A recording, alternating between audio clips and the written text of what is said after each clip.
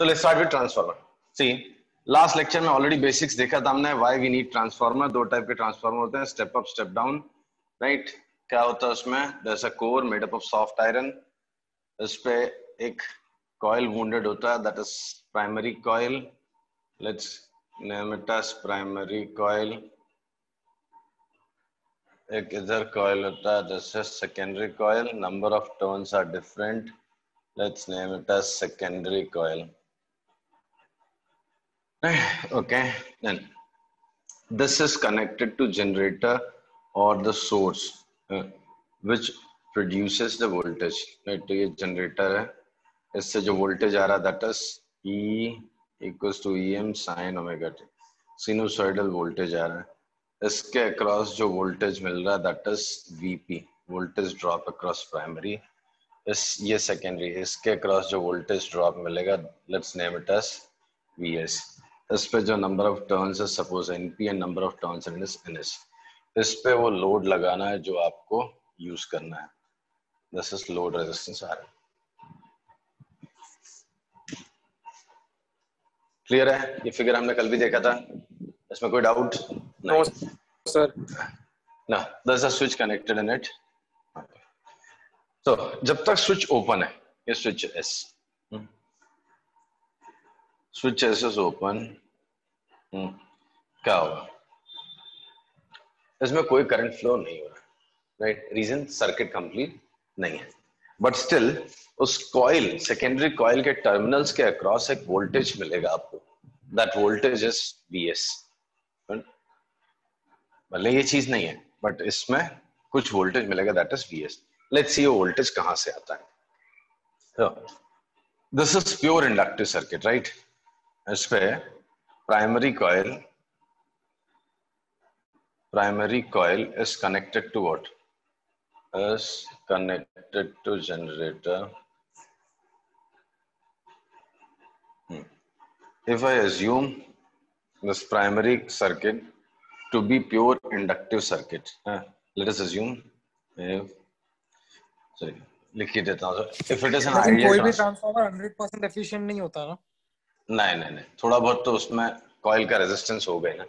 Ideal transformer में resistance of primary and secondary is zero. Resistance of primary and secondary is zero, right. इसमें क्या होगा? दोनों का रेजिस्टेंस जीरो था ना. प्राइमरी का कोई रेजिस्टेंस है ना सेकेंडरी का. तो ये कौन सा सर्किट हो गया? Therefore primary circuit is pure inductive circuit. Primary circuit is purely inductive circuit. Inductive circuit. आपको कोई वहां पे ना रेजिस्टेंस दिख रहा है, ना कैपेसिटर दिख रहा है, ना कुछ दिख रहा है, राइट. कुछ दिख रहा है? नहीं दिख रहा है. सो जो Vp होगा, Vp will be same as source voltage. ये तो कंफर्म है. जो जनरेटर दे रहा है वही वोल्टेज, वही पोटेंशियल ड्रॉप इसके अक्रॉस है, राइट. Yes sir. हाँ. एंड ये वोल्टेज ड्रॉप जो आ रहा है वो लाने के लिए रिस्पॉन्सिबल कौन है? भाई इसके अक्रॉस तो LdI/dt होता है वोल्टेज ड्रॉप. तो एक्चुअली इसमें बहुत वीक करंट फ्लो होता है, वेरी वीक करंट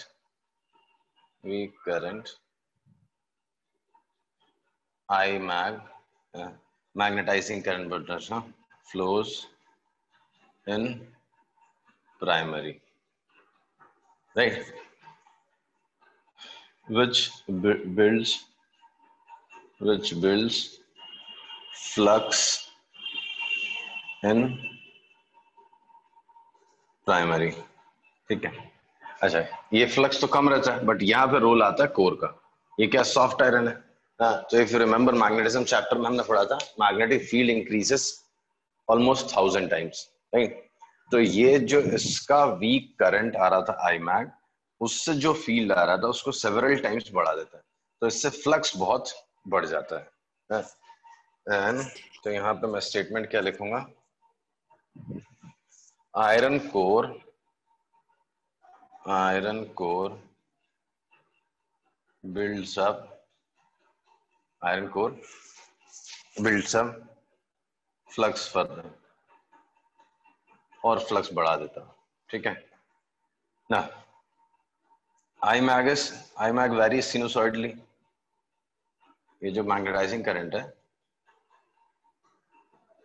नहीं, वो sinusoidally वैरी करता है, inducing a voltage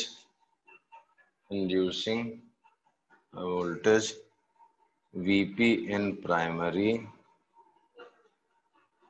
and VS in secondary। नहीं, अब ये VP VS कैसे आया, समझो ये बात ना।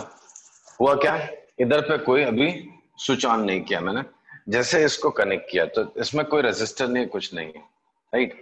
तो होगा क्या, जैसे इसका करंट फ्लक्चुएट होगा, जैसे ये करंट बढ़ाने की कोशिश करेगा, ये इसको अपोज करेगा, तो करंट बनने ही नहीं पाएगा किसमें, इस सर्किट में। ये सर्किट में करंट बनने ही नहीं पाएगा। हेलो, हाँ सर समझा। तो जैसे ही आप इसमें ऑन, मतलब ये तो हमेशा ही कनेक्टेड रहता है, ठीक है, ये हमेशा कनेक्टेड है। समथिंग लाइक ये चार्जर है आपका, चार्जर के अंदर एक छोटा ट्रांसफार्मर है, वो आपने स्विच में लगा रखा है। जब तक इधर आप कनेक्ट नहीं करोगे पावर डिलीवर नहीं हो रहा, ठीक है। बट कुछ तो हो रहा है, क्या हो रहा है, लेट्स सी। तो ये क्या होता है, ये बहुत वीक करंट, मतलब ये करंट बढ़ाना चाहता है, this is source generator, this is generator source है, तो ये करंट बिल्ड करना चाहता है। बट जब करंट बढ़ाने चाहता है तो ये क्या करता है, करंट को रिड्यूस कर देता है। कौन अपोज करता है, नहीं नहीं, तो करंट को अपोज कर देता है। And actually current in it is zero, practically it is zero, but होता क्या, एक्चुअली बड़ा weak current, magnetising current Imag flow होता है, किससे, इस कॉइल से, राइट। वो क्या करेगा, वो छोटा सा फील्ड बनाएगा, वीक करंट है, build up weak current field, but वो आयरन कोर क्या करता है, उस फील्ड को बहुत बढ़ा देता है, ठीक है। बहुत बढ़ा दिया तो क्या होता है, उससे बड़ा स्ट्रॉन्ग फ्लक्स इसमें फ्लो होने लग गया, ठीक है। अब वो फ्लक्स क्या होगा, Imag बहुत कम था, बट फिर भी उसकी वजह से जो फ्लक्स है वो स्ट्रॉन्ग हो जाता है, because of this iron core. तो उसकी वजह से जो वोल्टेज डेवलप हुआ है इसके अक्रॉस, वो वीपी है, एंड वही फ्लक्स इससे भी लिंक्ड है, तो वो इसके अक्रॉस भी एक वोल्टेज डेवलप कर देता है, दैट इज वीएस। समझा यहां तक? Yes sir. Yes. Now question is there any power dissipation और पावर डिलीवर्ड? तो ना एनर्जी, कोई यहां पर तो पावर डिसिपेशन हो ही नहीं रहा, इसमें तो पावर डिसिपेशन होना नहीं है, इसमें होना है। देखते हैं इसमें पावर डिसिपेशन हो रहा है क्या। पावर डिसिपेशन जीरो है, वाई, सर्किट ही कंप्लीट नहीं है। पावर डिलीवर, भाई इसमें तो होगा ना, Imag है और वीपी है, इसमें पावर डिलीवर हो रहा है क्या, नहीं हो रहा है। क्यों भाई, करंट भी है, वोल्टेज भी है, फिर भी पावर नहीं आ रहा, क्यों, because this is purely inductive circuit, in purely inductive circuit cos phi is 0, voltage leads current in phase by 90 degree, याद है। सो ना कुछ पावर जनरेटर सप्लाई कर रहा है, ना कुछ यहाँ पावर डिसिपेट कर रहा है। ऑब्वियसली जब जनरेट ही नहीं कर रहा तो डिसिपेट क्यों करेगा। देख लो, यहां तक की बात समझ में आई? जी। हाँ सर। ओके, अब ले वीपी और वीएस के बीच में रिलेशन चाहिए, we need a relation between VP and VS. So flux linked, ये इंपॉर्टेंट पॉइंट हो गया, flux linked with each turn of primary and secondary is same, agree? में सेम साइज के कॉइल है, right, same flux same field इसमें है, तो same सबसे फ्लक्स पास हो रहा है, तो फ्लक्स पर turn is same, agreed? Yes yes sir. let phi be flux per unit turn, flux per turn, right? So flux associated with primary कितना हो गया, np phi, and flux associated with secondary क्या हो गया, NS5. Number of turns in primary is NP. पर turn flux कितना है, 5. तो NP5 हो गया flux associated with primary coil. And NS5 क्या हो गया, flux associated with secondary coil. Agreed? Agreed. Okay. Now,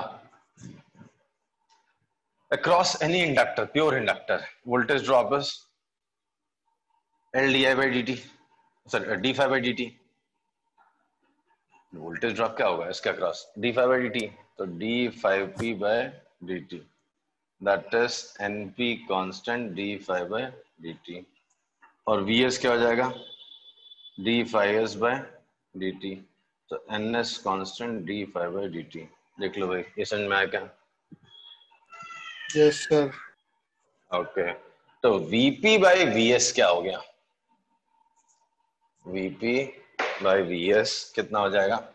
So Vp by Vs is d5 by dt cancel NP by NS. So most of the students remember this as the first and last thing in transformer. Maximum students को सिर्फ इतना ही पता होता है transformer में, NP is equal to Vp by Vs is equal to NP by NS. समझा? हाँ Yes, sir. Okay. अब देखो दो केस बनते हैं.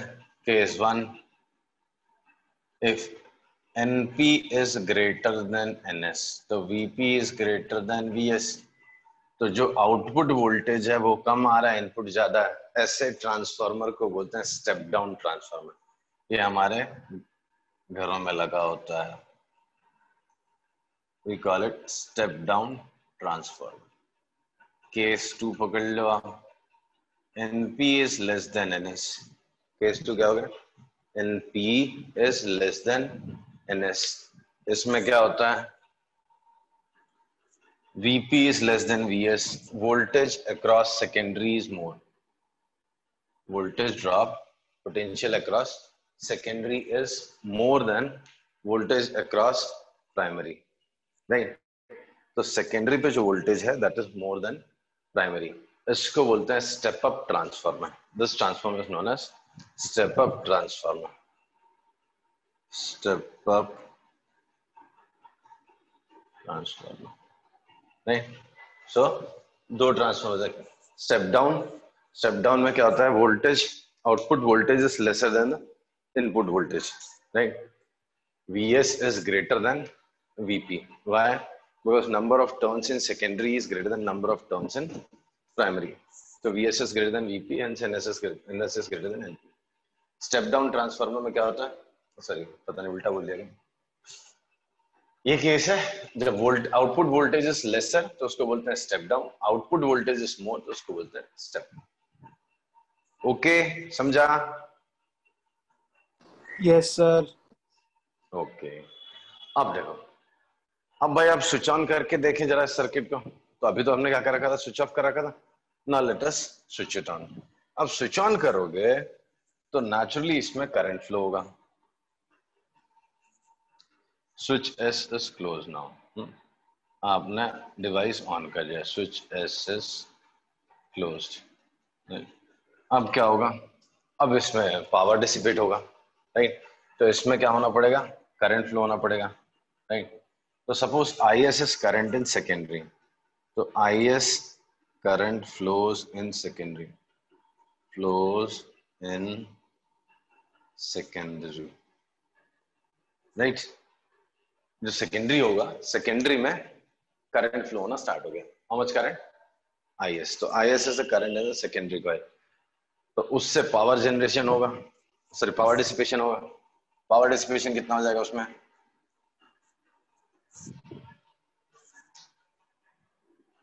पावर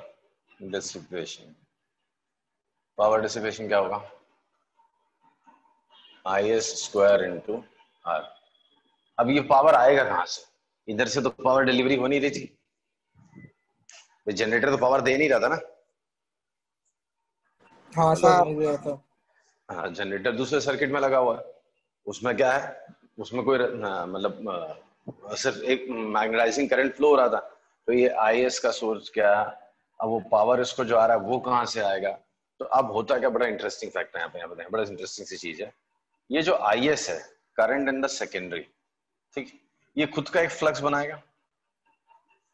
IS बिल्ड्स फ्लक्स, नहीं, IS क्या करेगा, ये जो करंट इसमें फ्लो हो रहा है लोड में, सेकेंडरी कॉइल में, तो वो खुद अपना एक फ्लक्स नहीं बिल्ड करेगा।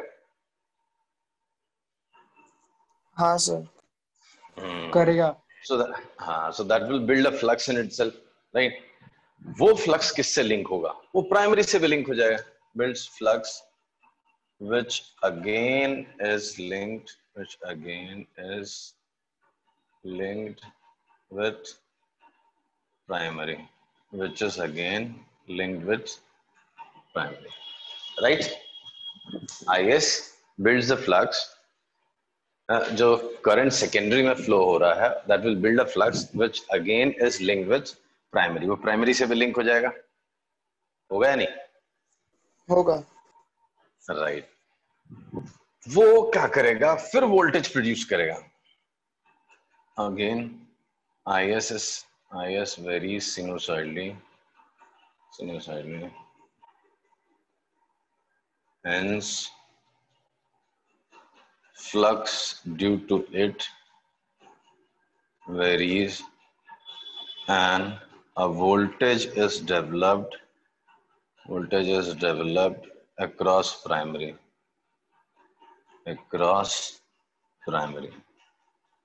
जो इसमें IS फ्लो होना है ना, उसके हिसाब से इसमें करंट फ्लो, फिर वोल्टेज डेवलप हुआ किसमें, प्राइमरी में।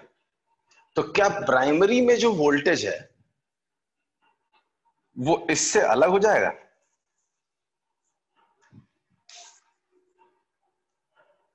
यही बहुत इंटरेस्टिंग सा पॉइंट है। आपने सर एक बार रिपीट करोगे? सी, प्राइमरी में मैग्नेटाइजिंग करंट था, फ्लक्स बिल्ड हुआ, वो फ्लक्स इससे एसोसिएट हुआ, फ्लक्चुएट हुआ, इसके क्रॉस एक वोल्टेज डेवलप हुआ, let us name it as VS, ठीक है, वोल्टेज डेवलप हो गया। अब ये वोल्टेज क्या होगा, ये सर्किट जब क्लोज हुआ तो करंट फ्लो होगा। ये करंट, क्वेश्चन था कि पावर आ कहां से, जब जनरेटर दे नहीं रहा तो इसको मिल कहां से रहा, I² आ। तो हम उसका एक्सप्लेनेशन देख रहे हैं। तो जैसे ये करंट स्टार्ट होता है, ये खुद अपना एक वोल्टेज फ्लक्चुएट करेगा, फ्लक्स प्रोड्यूस करता है। वो फ्लक्स इससे भी लिंक्ड है, जो इसका फ्लक्स है वो इससे भी लिंक्ड है कि नहीं? हाँ। ठीक है, वो फ्लक्स इससे भी लिंक्ड है। अब ये फ्लक्स फ्लक्चुएट हो रहा है, तो ये फ्लक्स फ्लक्चुएट करेगा, उसकी वजह से इसके अक्रॉस एक वोल्टेज डेवलप होगा कि नहीं होगा?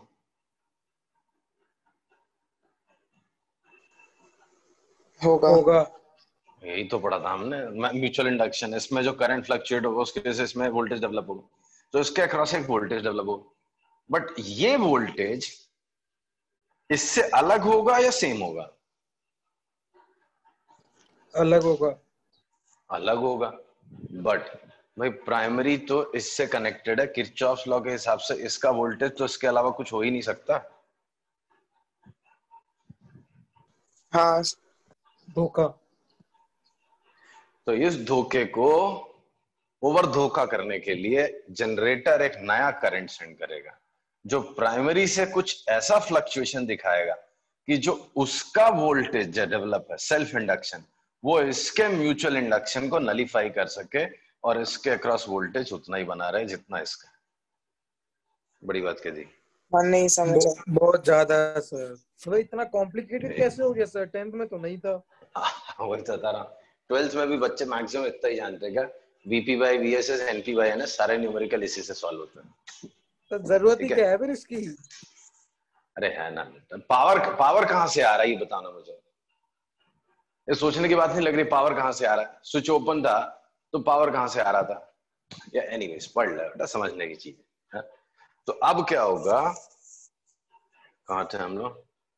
डेवलप्ड अक्रॉस IS वेरी, हाँ, तो developed across primary. But since voltage across primary cannot change, across primary cannot change and remains same as Em sin omega t, source voltage इसी के बराबर रहता है and remains same as Em sin omega t. ठीक है. So to counter mutual induction in primary, generator produces a current. This is different from IMAG, other than IMAG. आप ये मत समझ लेना पहले भी तो IMAG था. IMAG तो बहुत वीक छोटा सा करंट है, इस बार ज्यादा करंट है. Produces a current which self-induction of which in primary nullifies the voltage developed due to mutual induction. Voltage developed due to mutual induction. आवाज सुन में. इस करंट को IP नाम दे देता हूं मैं. Produces a current IP. ये IP जो करंट आया है ना, इसका पर्पस क्या है? जो सेकेंडरी के करंट की वजह से इसमें जो म्यूचुअल इंडक्शन हो रहा है उसको नलीफाई करना है. भाई IP भी फ्लक्चुएट करेगा, IP भी फ्लक्चुएट करेगा, right? IP will also fluctuate as per IP भी फ्लक्चुएट करेगा, तो उसका भी एक सेल्फ इंडक्शन होगा. तो उसका सेल्फ इंडक्शन इसके क्रॉस और म्यूचुअल इंडक्शन इसकी वजह से दोनों एक दूसरे को नलीफाई करेंगे. तो इसके क्रॉस वोल्टेज उतना ही बना रहेगा जितना सोर्स वोल्टेज है. करेक्ट है? अब IP में और ये वोल्टेज है, IP में और इसमें फेज डिफरेंस कितना होगा? 90 डिग्री होगा या कुछ और होगा?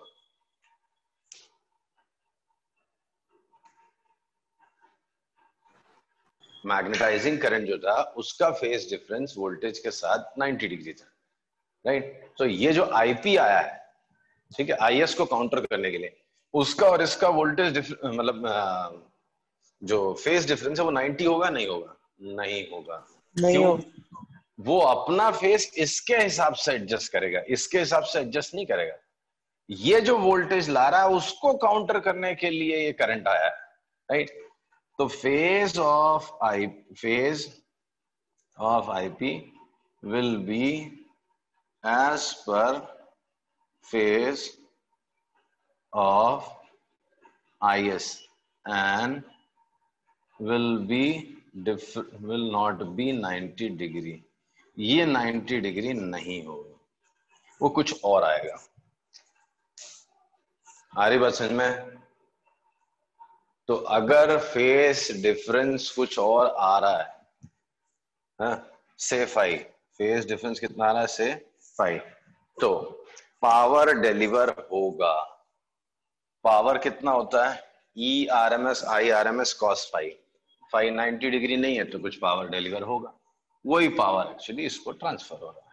Therefore, generator supplies power या delivers power at some rate. Delivers power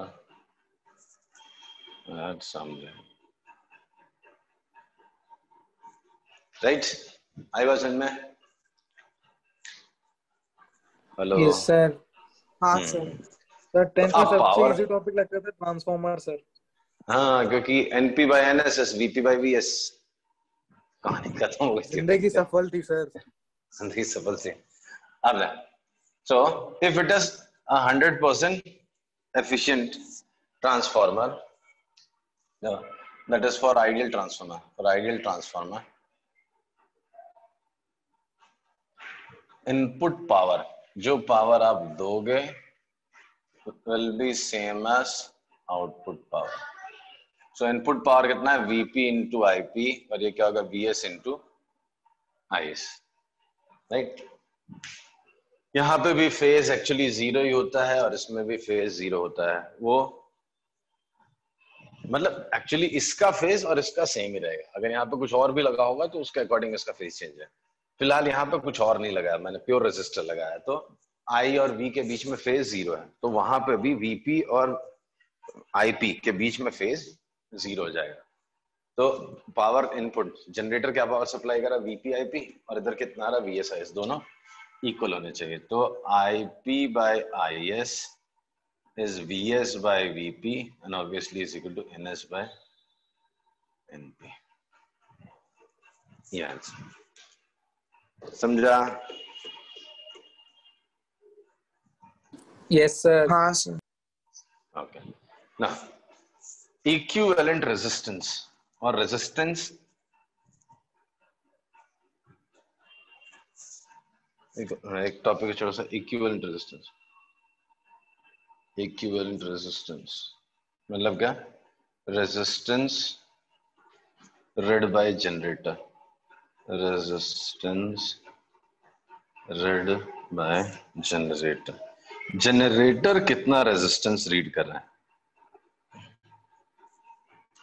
generator को इस रेजिस्टेंस का पता है भी कि नहीं है, तो लेट्स चेक।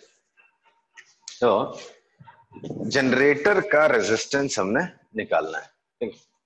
तो आईपी प्राइमरी में जो करंट है, राइट, प्राइमरी में जो करंट है वो देखूंगा मैं वीपी बाई क्या है।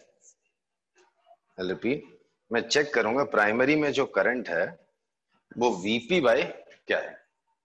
बेसिकली आईपी बाई वीपी निकालना। तो IP is equal to what, IS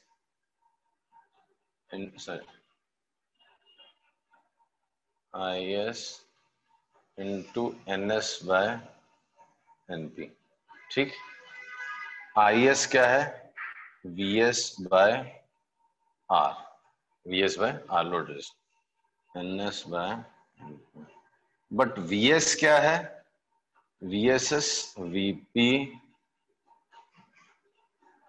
into NS by NP, और एक और एनएस बाय एनपी, तो दो एनएस बाय एनपी हो गए, NS by NP whole square. तो आईपी क्या रीड कर रहा है, जो प्राइमरी करंट है वो क्या रीड कर रहा है, प्राइमरी करंट, सॉरी जनरेटर क्या रीड कर रहा है, VP upon R into NP by NS.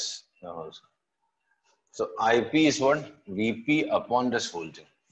तो जनरेटर क्या रीड करता है भाई, जनरेटर तो आईपी और वीपी को पहचानता है, तो जनरेटर की नजर में रेजिस्टेंस कितना है, जनरेटर की रेजिस्टेंस है N P by NS the whole square. इसको बोलते हैं इक्विवेलेंट रेजिस्टेंस या resistance read by primary, sorry by generator when connected in primary circuit. समझा? So this is expression for equivalent resistance, equivalent resistance in the circuit for generator. ये generator के लिए, generator क्या पहचान रहा है, आईपी और वीपी। तो जनरेटर की नजर में VP by IP is resistance. But आप बोलोगे सर इधर तो रेजिस्टेंस ही नहीं लगाया आपने। हाँ तो ठीक है ना, हम निकालेंगे ना। तो उसको निकाल के हम लेके आए, VP by IP is R into NP by NS the whole square. Hello, हाँ सर। बाकी लोग तो सर ऐसे ये चैप्टर हुआ खत्म, 2-4 न्यूमेरिकल करेंगे ट्रांसफार्मर के ऊपर। तो इसको रब करता हूँ, चलो निकालता हूँ। पिछले साल के जेई में एक क्वेश्चन था।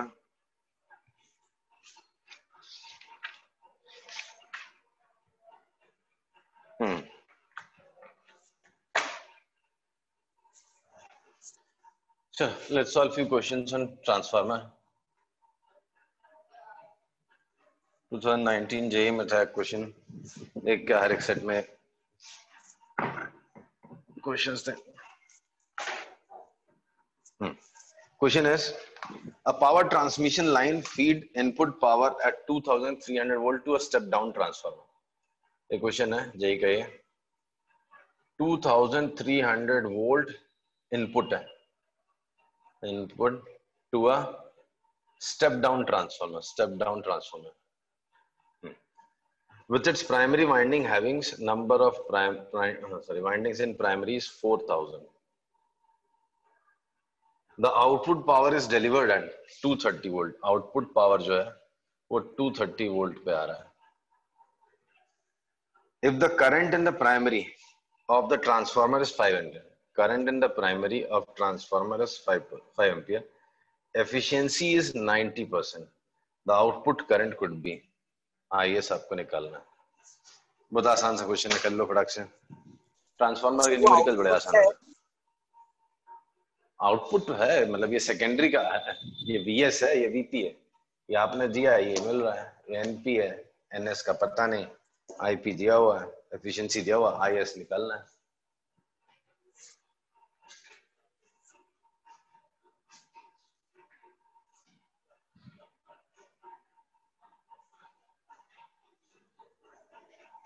Efficiency is not 100%. That means output power is 90% of input power. बस यही लॉजिक है, लगा लो दिमाग.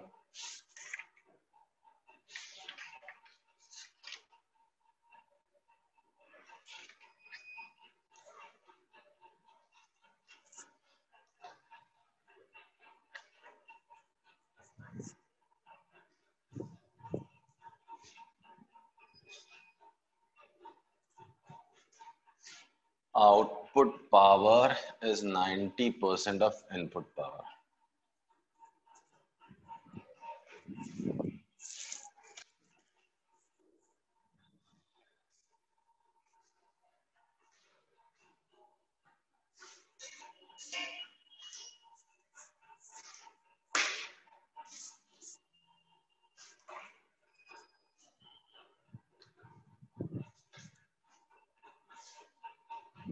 इतना टाइम ना लगाओ.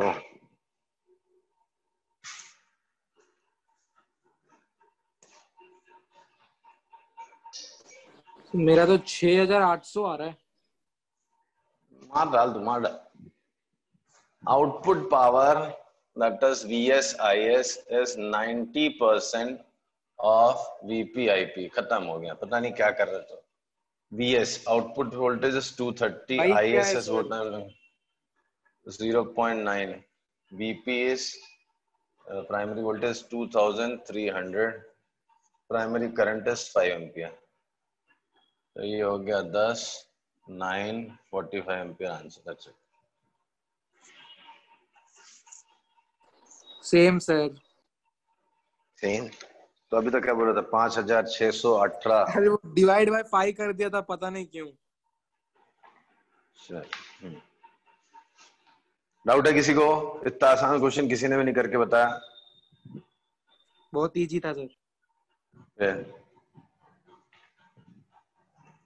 नहीं किसी को डाउट? आगे बढ़ जाऊं? Yes sir. एक और क्वेश्चन आया हुआ है. A transformer consisting of 300 turns in the primary, NP is 300 turns, and 150 turns in the secondary. So NS is 150 turns. Right? Gives output power. Output power. JE का है क्या sir? 2.2 kilowatt. If the current in the secondary is 10 ampere, then the input voltage VP आपको बताना है, and current in the primary VP and IP is what you have to find. Efficiency दिया नहीं हुआ है. 100% सर. Assume कर लो 100%, कुछ नहीं कर सकते. Assume ideal transformer.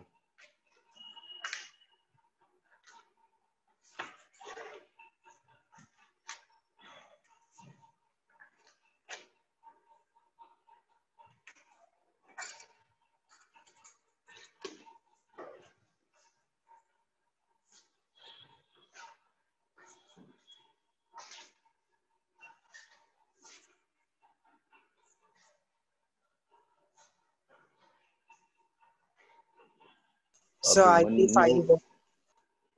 IP 5 है. 5 है. VP IP IS 10 है. तो IS by IP is step down 5 नहीं 20 आएगा ना, उल्टा कर जाता है। वोल्टेज कम होने वाला, स्टेप डाउन ट्रांसफार्मर है ना, तो करंट बढ़ेगा ना, करंट डबल हो जाएगा। नहीं समझा सर 5 ही तो आ कर रहा है। रहा हूँ। कैसे? IS by IP is equal to NP by NS। तो sir IS is 10, IP is what you are looking for, NP is 300 upon 150। ये क्या हो गया? हाँ कुछ सर गलत वही लिख तो दिया है, क्या? 5 ही तो आ रहा है। भाई आ रहा सर आपने फॉर्मूला गलत तो नहीं दिया है ना? अरे अरे अरे अरे सॉरी सॉरी सॉरी सॉरी, मैं उल्टा देख रहा हूँ। हाँ बराबर है ना, करंट डबल होना है तो 5 का डबल 10 होगा ना। सॉरी सॉरी, मैंने उल्टा रीड कर लिया सर। नहीं समझा। मैं एक्चुअली मन में सोच रहा हूँ कि मैं सेकेंडरी का करंट निकाल रहा हूँ, आउटपुट करंट निकाल रहा हूँ, तो output current will be double of input current. Sorry, VP 440। VP, तो VP into IP is equal to power is 2200, so VP is 2200 440 volt, output power voltage is 440, तो इनपुट कितना हो जाएगा 880, सॉरी इनपुट चाहिए, आउटपुट हो जाएगा आधा, output हो जाएगा 220। समझा? हाँ बस इतने पे क्वेश्चन आते हैं। That's end of the chapter। Alternating current मेरी तरफ से खत्म हो गया। पढ़ो आप, जो नहीं आता पूछो, राइट।